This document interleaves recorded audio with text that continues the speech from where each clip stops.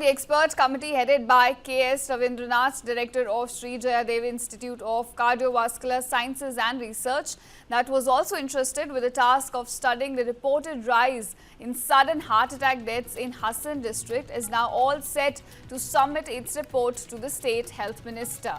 Now, amid mounting public anxiety over the rising trend of sudden cardiovascular events post-COVID-19 pandemic, the Karnataka government had in February this year set up an expert committee headed by Dr. Ravindranath to evaluate temporal and potential causal links with prior SARS-CoV-2 infection and COVID-19 vaccination. Now, the committee has not found any association between premature cardiovascular disease and a prior history of COVID-19 infection or COVID vaccination.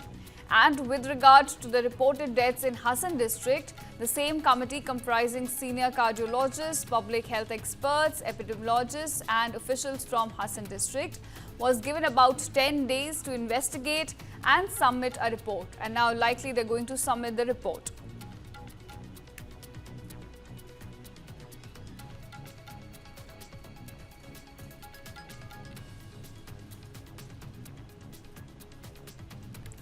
Now, the expert committee in Karnataka headed by K.S. Ravindranath, who is the director of Sri Jayadeva Institute of Cardiovascular Sciences and Research, it was entrusted with the task of studying the reported rise in sudden heart attack deaths in Hassan. Remember, viewers, we had been reporting on cardiovascular deaths related that have been happening in Hassan district, and now the committee that was formed to investigate that what is the cause behind these spate, a series of deaths being caused in Karnataka's Hassan, is all set to submit its report to the health minister of the state.